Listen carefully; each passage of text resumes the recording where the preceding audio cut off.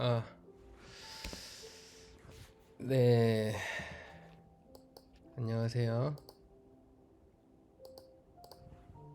글자 크기를 이 정도로. 네, 오랜만에 영상을 찍는데, 아마 2달 만에 하는 것 같은데, 원래는 이 미세먼지 관련해가지고 찍을까 하다가, 코인 얘기를 또 하고 싶어가지고, 그래서 오늘의 주제는 비트코인 얘기를 해볼게요. 또 한 제가 3년 전인가 2년 전인가 올린 이 비트코인 영상이 조회수가 8천인가 막 거의 1만 가까이 찍어가지고 제 영상 역대 조회수 2위에요. 그게 1위는 이제 흰토끼 이를 따라 청림으로 가라, 그게 1위고, 그래서 의외로 비트코인 영상이 조회수가 잘 나와서 이 어그로 끌 겸 이 조회수도 좀 올릴 겸 비트코인 얘기를 또 해보도록 하겠습니다. 그러면은 오늘도 비트코인이 망할 수밖에 없는 이유에 대해서 얘기해 볼게요. 지난번에는 이 5가지를 얘기했을 텐데 오늘은 한 10가지를 얘기해 볼게요. 네. 그건 제가 2년 전인가 올린 비트코인 영상에서 비트코인의 미래에 대해서 얘기한 게 비트코인이 그때 2만 달러를 돌파했었어요. 그래서 그래 1억 정도까지는 갈 수 있다라고 했거든요. 그런데 얼마 전에 딱 1억 조금 넘게 찍었어요. 아직까지는 제 예언대로 움직여 줬죠. 네. 아마 1억 500 정도까지 갔었던 것 같은데, 만약에 비트코인이 1억 5천을 넘긴다 그럼 이게 1억 조금이 아니죠. 1억 5천은. 그래서 1억 5천을 넘기면은 제 예언은 틀린 거다라고 볼 수 있겠지만, 네, 비트코인이 이제 끝물이죠. 제가 볼 땐 글쎄요, 솔직히 더 갈 수 있을 것 같긴 한데 몰라요. 어떻게 될지. 왜냐하면 이 10가지나 되기 때문이죠. 네. 뭐 SEC 뭐 승인 나고, 뭐 현물 ETF 승인 나고, 예. 뭐 그랬다고 해도 여전히 비트코인은 쓰레기 같은 부분이 있어요. 뭐 이게 관점의 차이이긴 하지만 한번 얘기해 볼게요. 지난번에 비트코인이 망할 수밖에 없는 1위가 이제 전기 사용량이라고 제가 얘기했었거든요. 근데 이거는 조금 이제 한물간 이슈이기 때문에 오늘의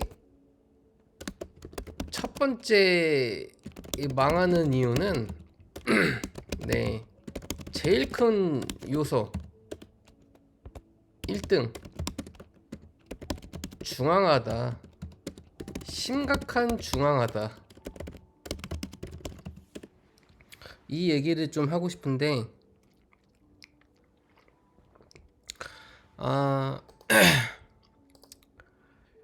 이 되게 역설이거든요. 비트코인 하면은 탈중앙화의 표본이에요. 네. 탈중앙화가 생긴 이 장본인이 바로 비트코인이거든요.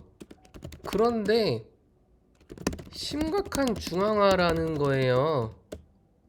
제가 좀 생각을 했는데, 예를 들면 지금 우리가 사는 세상의 경제 시스템이 중앙화라고 표현들 하잖아요.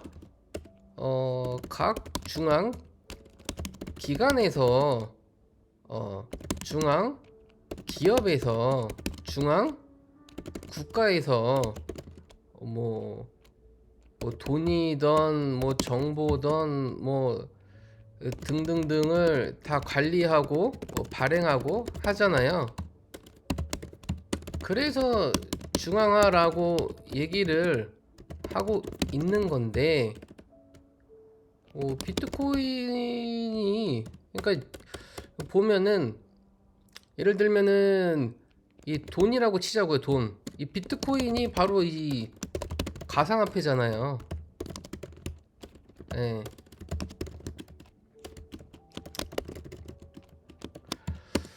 그렇다면은 이 돈으로 치면은 지금 뭐 막 전 세계에 수백 개의 국가들이 있죠. 뭐 100개라고 치면은 각 국가마다 이 중앙은행들이 있어요. 미국에는 뭐 FRB, 그러니까 이제 페드, 이 미연준이 있고, 한국에는 한국은행이 있죠. 그러니까 한국에는 한국은행이 돈을 발행하고, 미국에는 이제 FED가 돈을 발행하고, 또 일본은 뭐 어디 있고, 또 중국도 어디 있고, 각 국가마다 자기네들의 중앙은행이 있겠죠. 그러면은 전 세계적으로 돈을 발행하는 이 곳이 각 국가별로 수백 개가 넘어요. 즉, 이런 관점에서 본다면 분산되어 있다. 그런데 만약에 비트코인이 이 기축통화 역할을 하는 세상을 누구나 다 이 상상해 봤을 거예요. 그렇다는 얘기는 전 세계의 수백 개가 아니라 그냥 비트코인 네트워크 한 개라는 거예요. 이런 관점에서 보면은 중앙화, 그것도 심각한 중앙화라는 거죠. 근데 이 표면만 보고 이렇게 따지는 거는 또, 야, 이 멍청아, 비트코인은 블록체인이잖아, 이렇게 얘기를 하는, 뭐 생각하는 사람도 있겠죠. 이 블록체인이라는 게 이 분산 장부, 이 P2P 분산 네트워크로 돌아가는 이 금융 경제 시스템인데, 이 암호화죠. 예. 어떤 네트워크의 전기 사용량을 이용해서 뭐 어쩌고저쩌고 막 이제 뭐 하는 건데, 이게 이제 분산 시스템이다, 그게 비트코인이다, 이렇게 지금 다들 알고 있을 거예요. 그러면은 이제 내막을 보면은 비트코인이 돌아가기 위해서는 이 채굴을 해야 해요. 채굴자들이 이 검증을 하기 때문이죠. 이 채굴자들의 검증이 없으면 네트워크는 돌아갈 수가 없어요. 그럼 이 채굴자들은 채굴을 어떻게 하느냐? 이제 뭐 그래픽 카드나 뭐 CPU나 뭐 아식 뭐 이런 어떤 이 채굴 장비 등등으로 이 채굴을 하겠죠. 그런데 원래는 개인들이 이 채굴을 해야 하는데, 개인들이 채굴을 하긴 하겠죠. 근데 어디서 하냐? 이 채굴풀에 위탁해서 채굴을 한다는 거죠. 왜냐면은 지금 비트코인 해시 파워량이 너무나도 많이 올라갔기 때문에 개인들이 자기가 직접 채굴을 해서 비트코인을 받아갈 수가 없어요. 그러니까 전 세계에 이 대형 풀들이 있는데, 거기에 가입해서 이제 채굴기를 돌린다는 거죠. 그러니까 사실상 이 채굴로 보면은 비트코인의 채굴을 장악하는 곳은 전 세계에 몇 개 안 된다는 거예요. 그러니까 어떤 세력이나 조직이나 기관이나 어떤 특정 몇몇 개의 대형 채굴장들 위주로 이 채굴이 이루어지고 있다라고 보면 되겠죠. 네. 이런 면에서 1번이 이제 이 어떤 중앙화된 소수의 대형 채굴장들이 스무시 이 네트워크 해시 파워를 장악하고 있다. 자, 그리고 두 번째는 거래소죠. 네. 거래소. 이 대형 거래소들이 비트코인 시세를 조정하고 있죠, 사실상. 예, 뭐 바이낸스부터 해가지고 뭐 한국에는 업비트, 뭐 코인베이스, 예, 뭐 등등등 몇 개 이제 대형 거래소들이 비트코인의 시세를 조정을 하고 있다는 얘기죠. 그리고 세 번째는 방금 얘기한 것처럼 이 기본적인 만약에 비트코인 블록체인이 정말로 탈중앙화가 맞다면은 이게 성립이 되거든요. 이 수백 개의 국가들은 다 각각의 국가들의 안에 있는 중앙은행들이 화폐를 발행해서 사실상 이것들은 분산되어 있어요. 그런데 비트코인은 하나밖에 없어요, 네트워크가. 그러니까 이런 걸로 봤을 때 비트코인은 눈에 보이는 표면만 봤을 때는 심각한 중앙화다. 이 전 세계의 수백 개의 국가들마다 중앙은행들이 화폐를 발행하고 관리하고 있지만 비트코인은 한 개의 네트워크 뿐이다.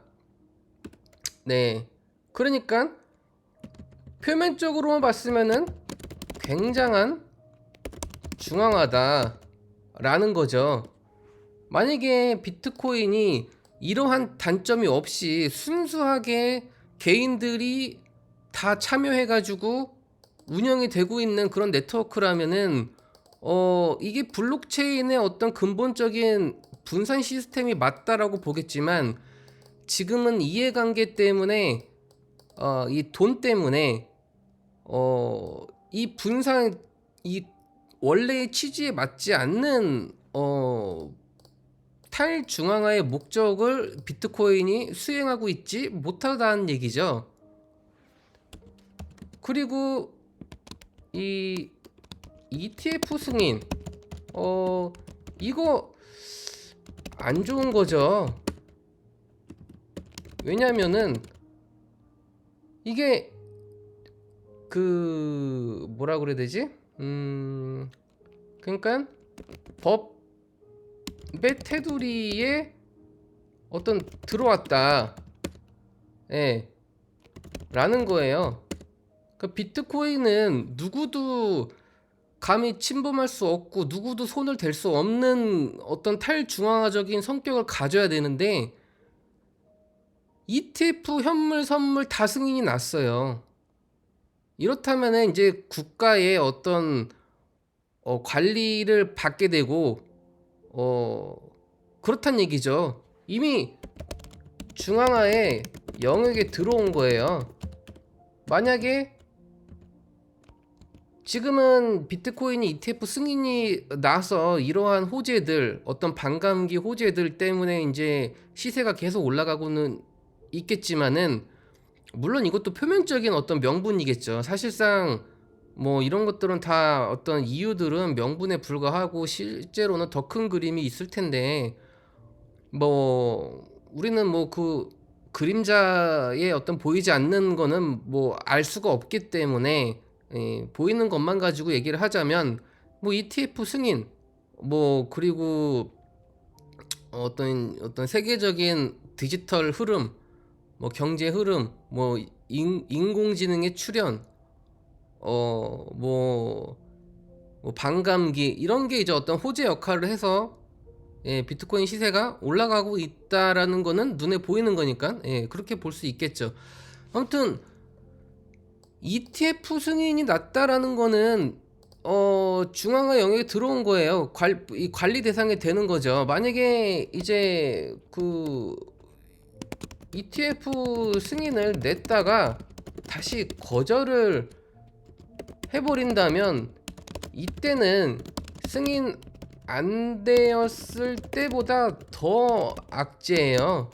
승인이 안 됐을 때는 언젠간 승인이 되겠지라는 기대심 때문에 계속 유지할 수 있겠지만은, 승인이 됐다가 다시 거절이 나버리면은 이거는 비트코인 쓰레기라는 얘기를 반증해 주는 거거든요. 그러니까 만약에 얘네가 승인을 해줬다가 나중에 승인을 다시 풀어버린다든지 막 이렇게 언제든지 다시 발표를 할 수 있다는 얘기예요. 그러니까 어떤 그런 세력이나 어떤 국가, 뭐 SEC 뭐 이런 기관들에서 비트코인을 시세를 조종할 수 있다는 얘기예요. 왜냐면 얘네들 말 한마디에 비트코인이 뭐 올라갔다 내려갔다가 된다는 얘기죠. 이제는 이게 하나의 중앙화가 됐다는 얘기고, 뭐 다섯 번째는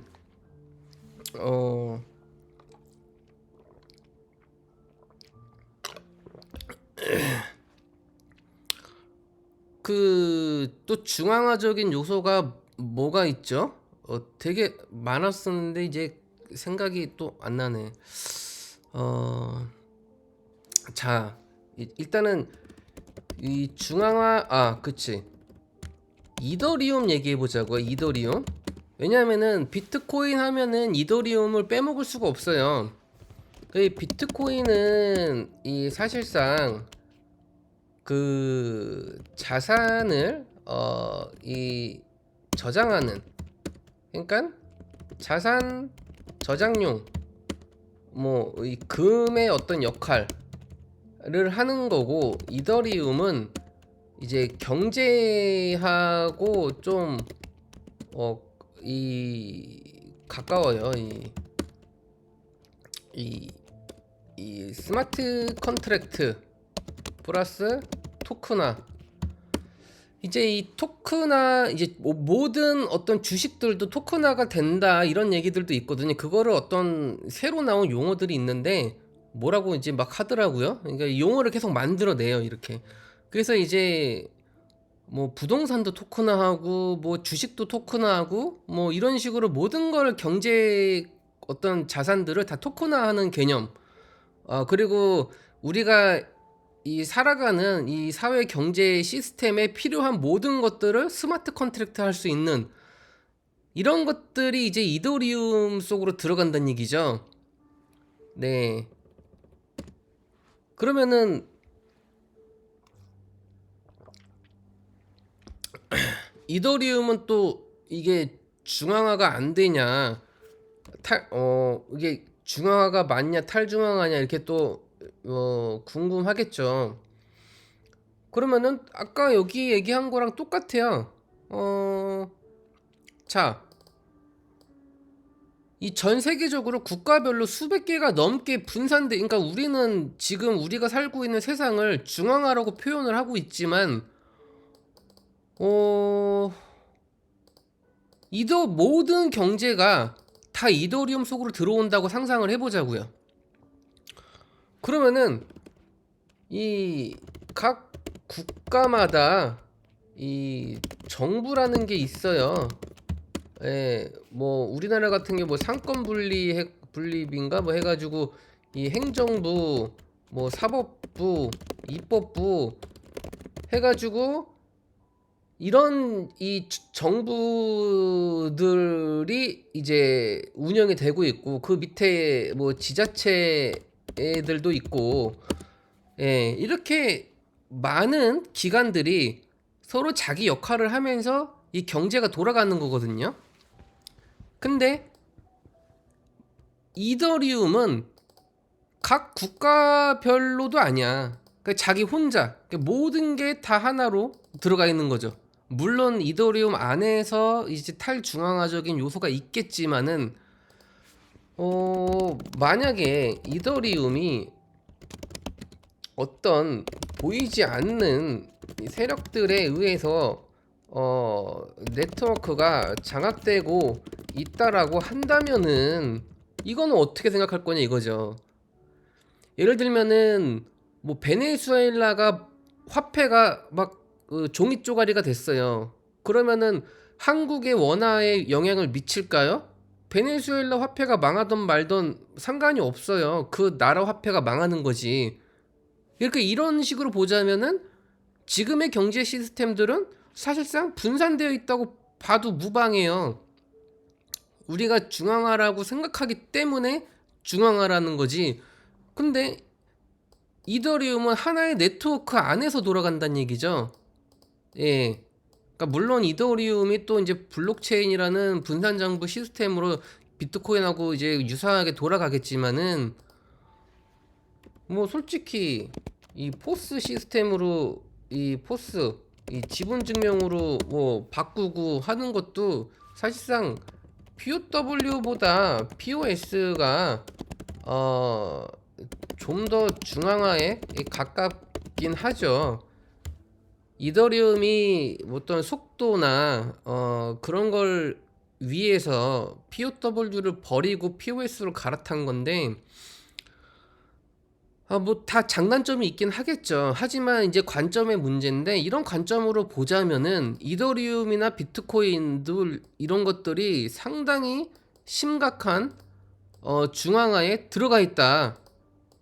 물론 뭐 좋은 이제 상상을 할 수는 있겠죠.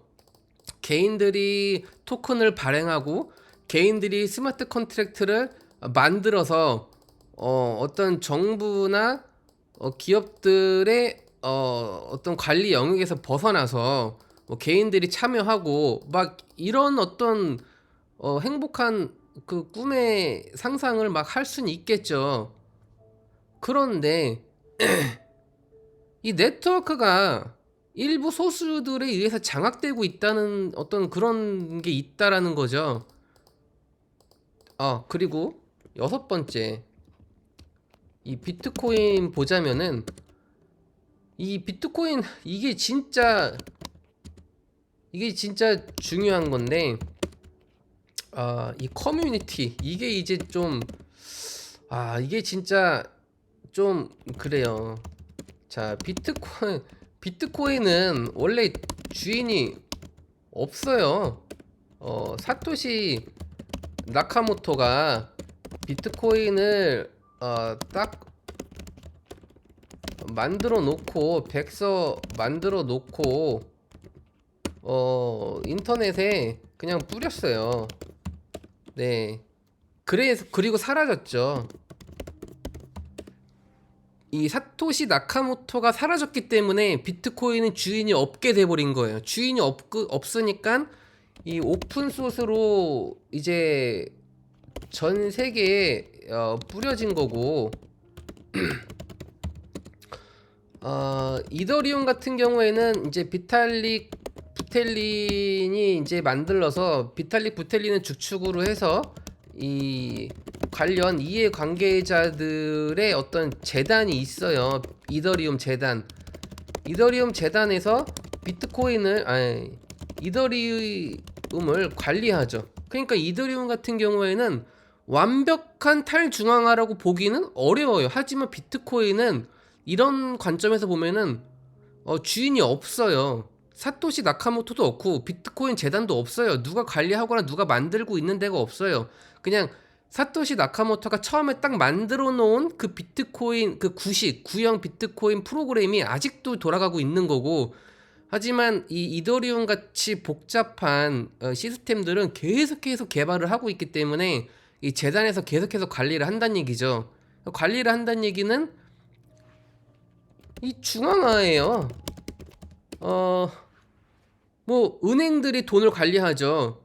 은행이 관리하죠. 왜냐하면은 돈을 함부로 할 수는 없으니까 누군가 관리를 해야 되잖아. 이더리움도 마찬가지로 프로그램이 완벽하지가 않아요. 계속해서 개발을 하고 있고 앞으로도 그 로드맵이 굉장히 많겠죠. 계속 개발을 해요. 왜냐하면은 이 스마트 컨트랙트 기능 넣고 토큰 넣고 막 여러 가지 기능을 이더리움에 다 넣어야 되기 때문에 계속해서 관리 대상이에요. 하지만 비트코인은 낡았어요. 오래됐고 그래서 막 느리죠. 딱히 뭐 어디다가 쓰자니 느려 터지고,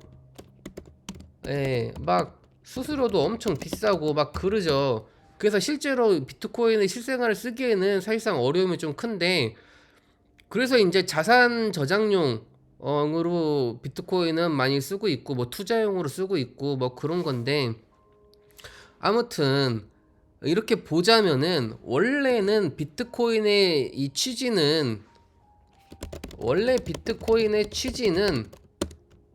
주인이 없고 관리하는 곳이 없고 처음에 만들어진 그 프로그램으로 계속해서 돌아가야 해요. 그런데 이게 오픈소스이다 보니까 누구나 프로그램을 열람하고 다운로드 받고 수정하고 재배포할 수도 있어요. 그러니까 주인이 없는데 주인인 척 하는 애들이 생기는 거예요. 그게 바로 비트코인 커뮤니티예요. 사실상 비트코인 커뮤니티가 비트코인 이 재단처럼 역할을 지금 하고 있어요. 그러니까 말이 좋아서 커뮤니티지. 그러니까 우리 이 커뮤니티라는 단어가 주는 어감이 상당히 뭔가 친근감 있고 뭔가 호감형에다가 뭔가 이 탈중앙화적인 것 같고 막 이런 느낌이 들어요. 이 단어 자체가 하지만 이 내막을 보면은 그냥 비트코인을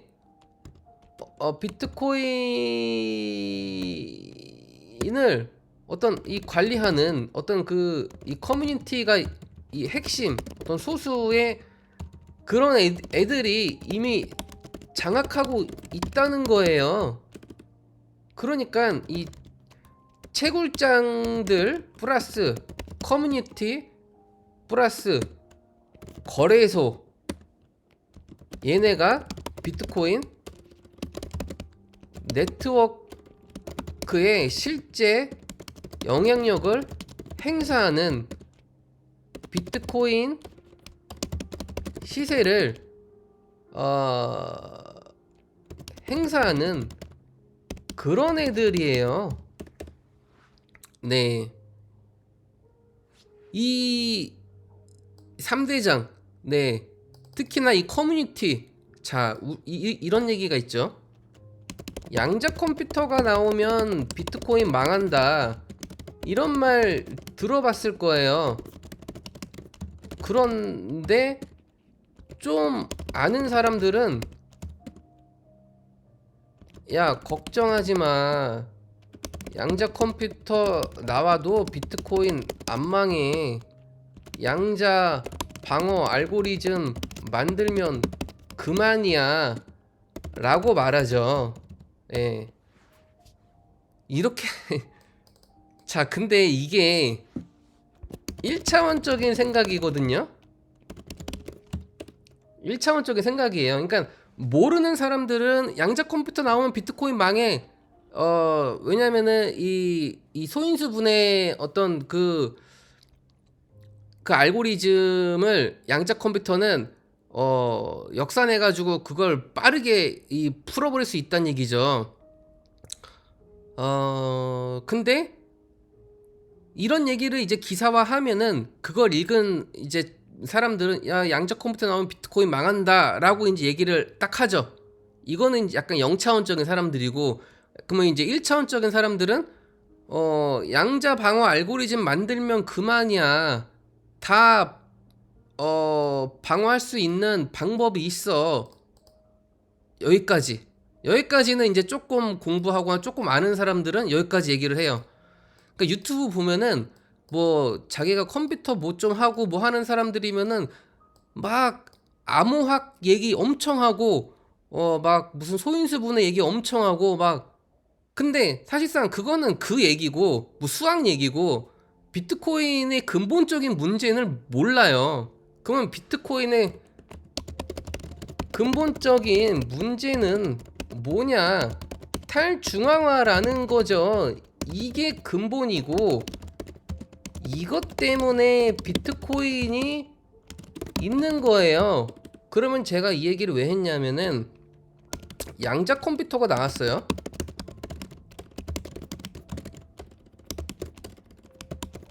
그럼 재빨리 비트코인 업그레이드를 해야겠죠. 응? 업그레이드? 업그레이드를 누가 하지? 비트코인은 탈중앙화고 주인이 없고 관리하는 곳이 없는데 누가 업그레이드를 하지? 바로 커뮤니티라는 거죠. 비트코인 커뮤니티에서 그걸 해요. 비트코인 이제 업그레이드를 하겠죠. 이제 내부 코드를 손을 본다는 얘기예요. 알고리즘을 양자 방어가 되게끔 양자 알고리즘으로 어떤 수정 보완을 하겠죠. 뭐 여기까지는 우리도 그냥 뭐 생각할 수 있겠죠. 뭐 좋네. 뭐 커뮤니티에서 서로 자기네들끼리 이렇게 되는구나. 여기까지 생각하기 할 수 있겠죠.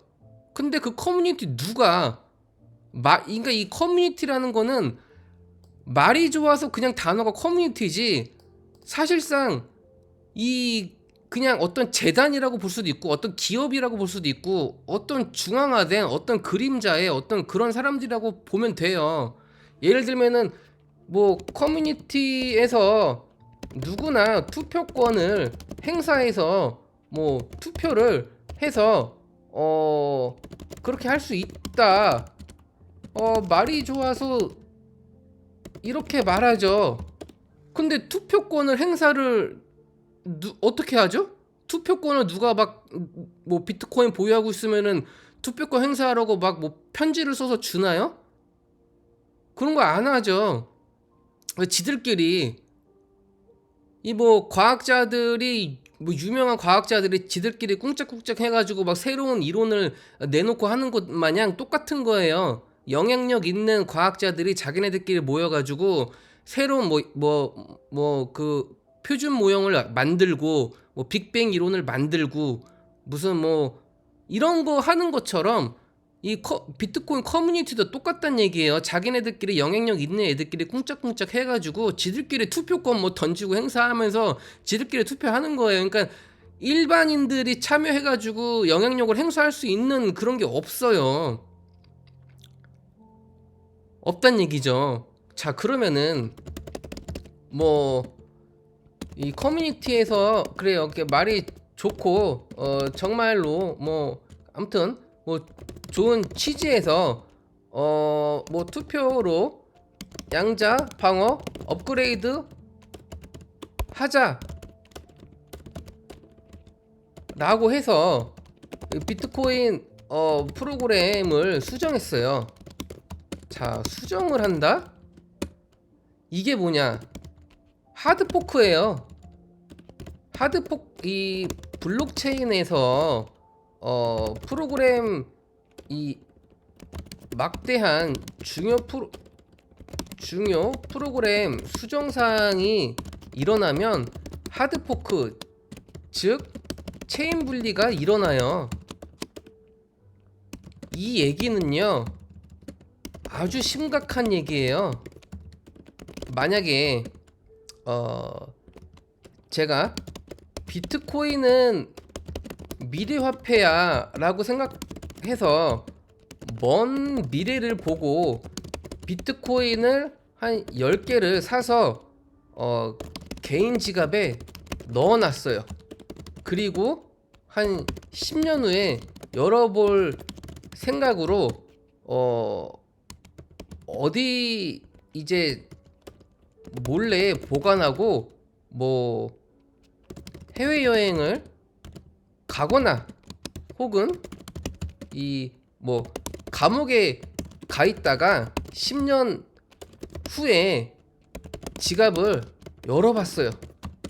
그런데 어라? 내 비트코인이 있긴 있는데 시장에서 거래가 안 되는 비트코인이에요. 혹은 시세가 똥값이 되었어요. 어떻게?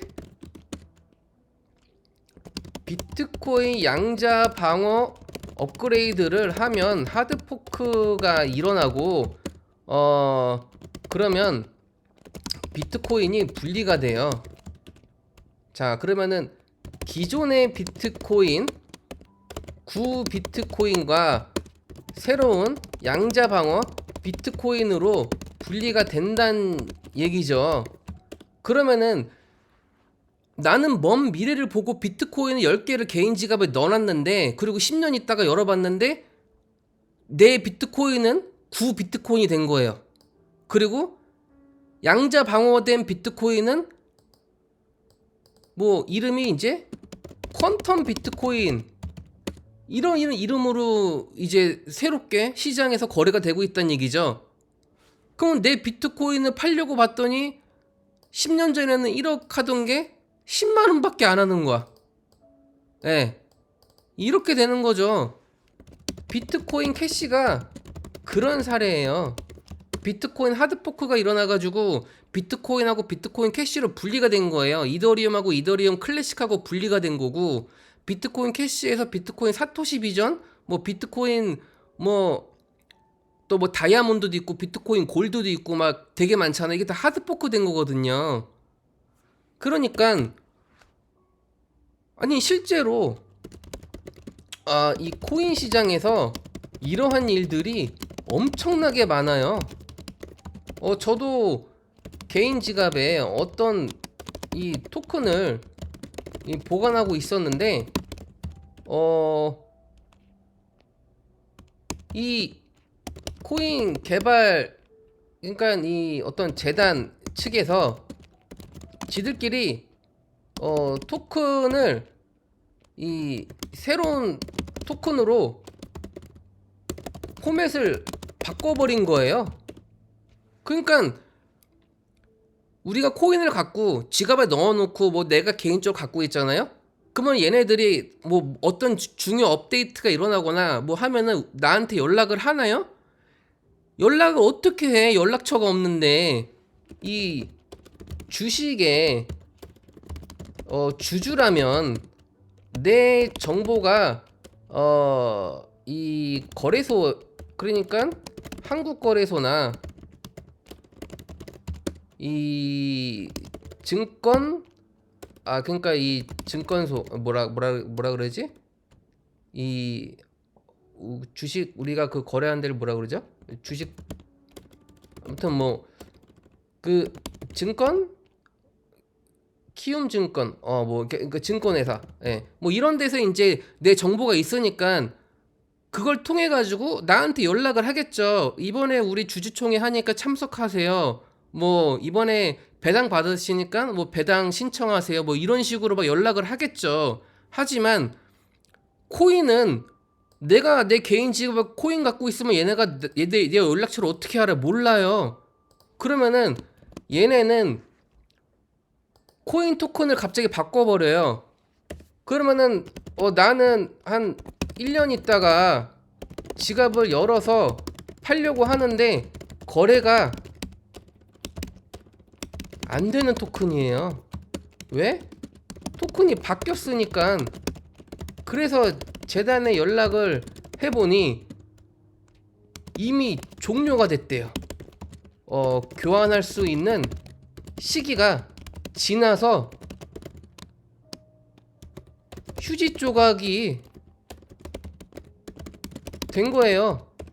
그러니까 이게 무슨 얘기냐면은 그것도 교환 기간이 고작 3개월.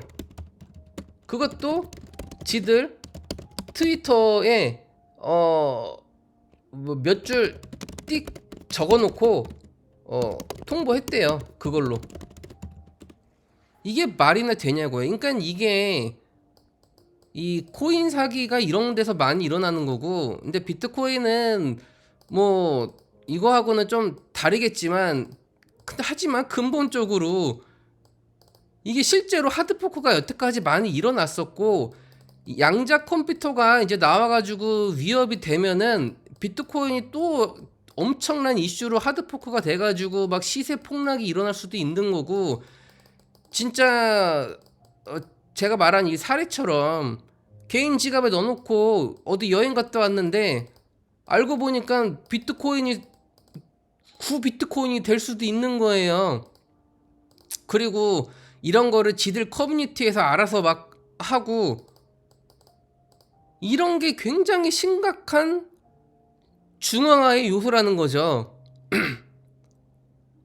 자, 지금 제가 비트코인의 단점을 10가지로 얘기하려고 했는데 중앙화의 단점만 벌써 한 10개 되는 것 같아요. 중앙화적인 요소만.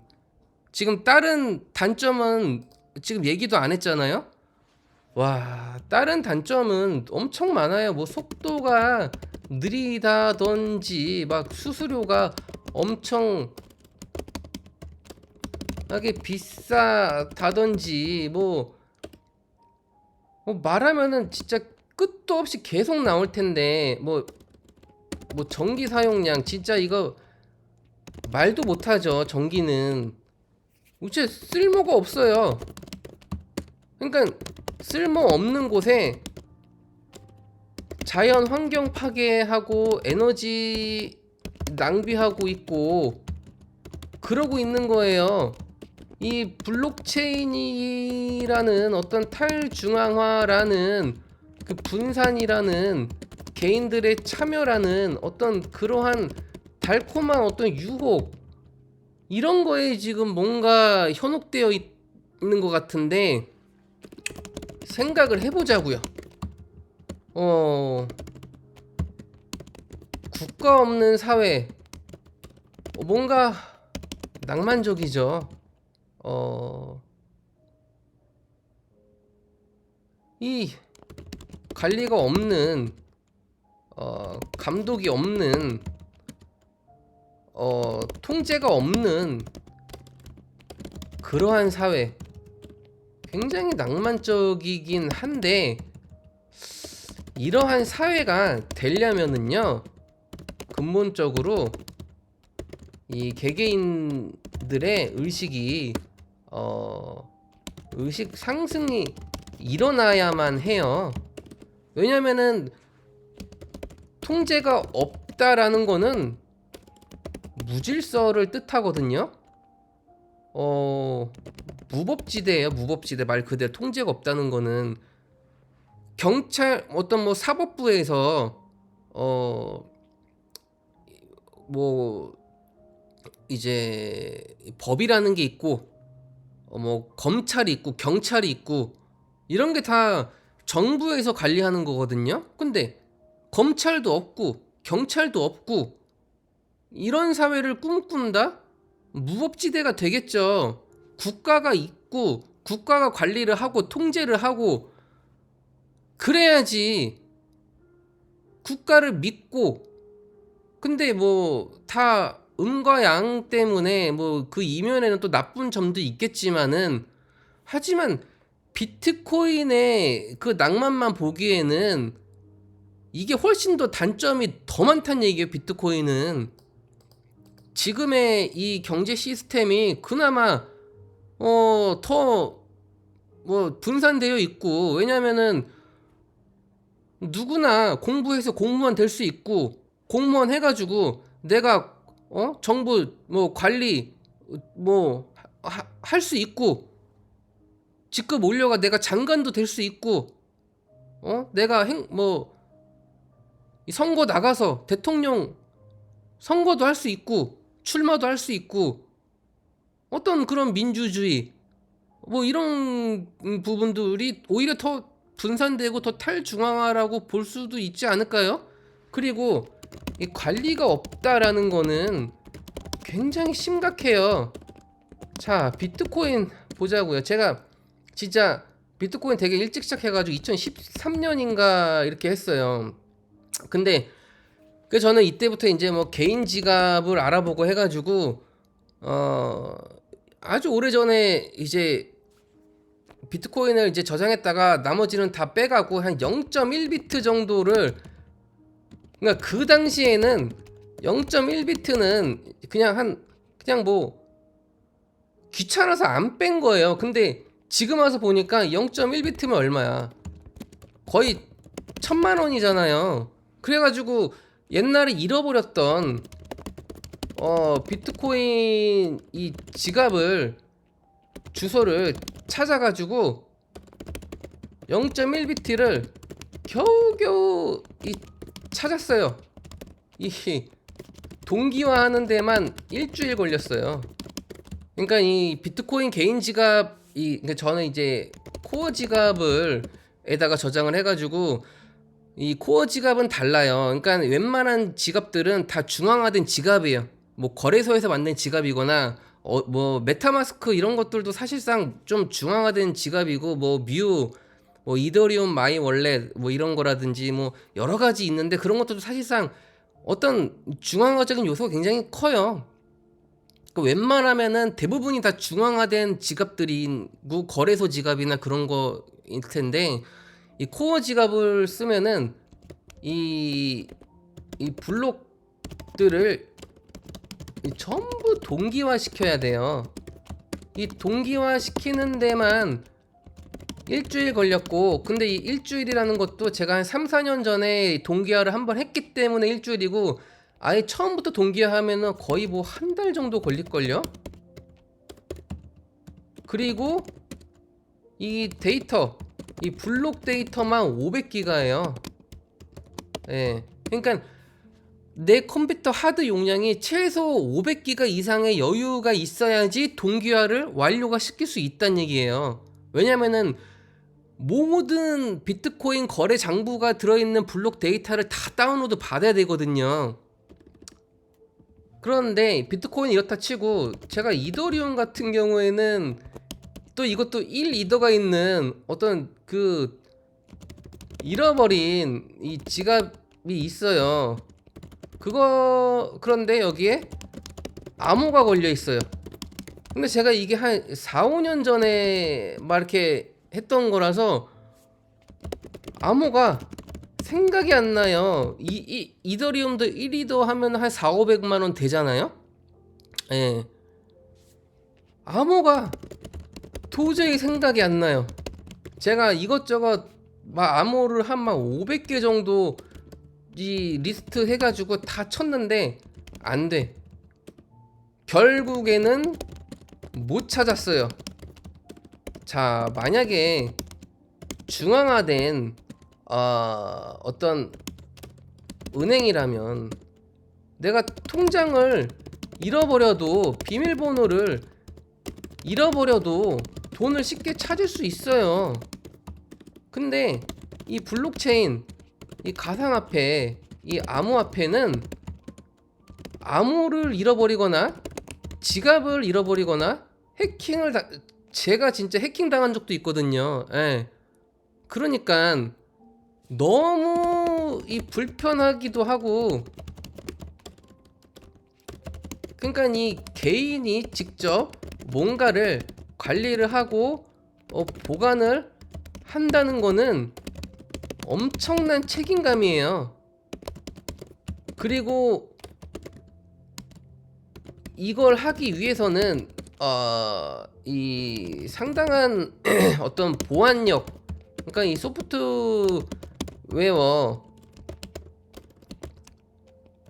이 어떤 이 개발의 지식도 좀 있어야 되고 막 그래야 되거든요. 그리고 아무리 내가 이 잘 보관해도 해킹 당하는 거 한순간이에요. 왜냐면은 너무나 쉽게 인터넷에 이 막 열려 있기 때문에 어디서 어떻게, 뭐 핸드폰도 그렇고, 그러니까 이 통제가 없는 게 마냥 좋다고 보기가 어렵단 얘기죠. 그러니까 사실상 지금의 비트코인은 지금의 비트코인은 이 좋다라고 어떤 보기가 너무나 힘들어요.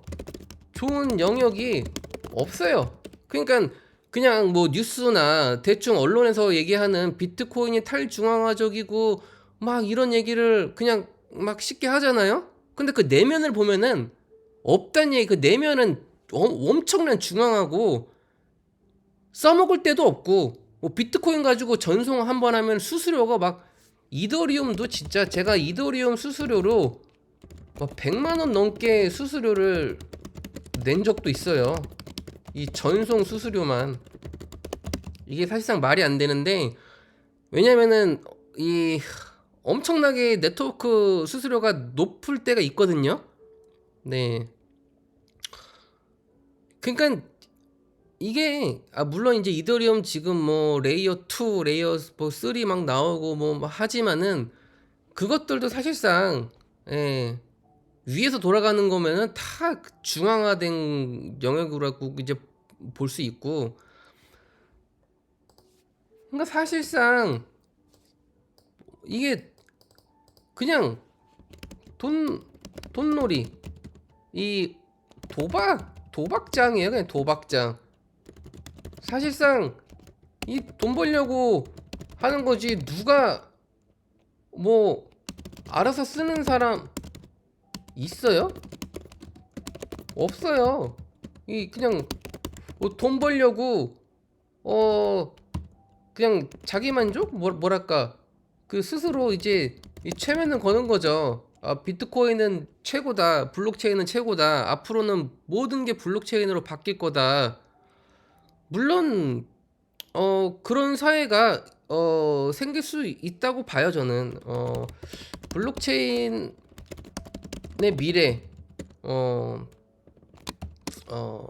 뭐 긍정적일 순 있다라고 봐요. 왜냐면은 막 이더리움, 솔라나 뭐 또 이더리움 밑에서 이제 돌아가는 뭐 체인 링크부터 해가지고 뭐 다양한 아마 그런 어떤 솔루션들이 되게 많잖아요. 근데 걔네들이 개발하는 거 보면은 엄청난 개발을 하고 있어요. 진짜 이 새로운 세상을 만들기 위해서 하고는 있는데, 음, 물론 그런 관점을 조금 바꾸면은 되게 긍정적인 방향들도 많아요. 저도 그래서 이제 블록체인을 많이 공부했던 적도 있었고, 지금도 긍정적인 면도 당연히 많다고 보긴 하지만, 그렇지만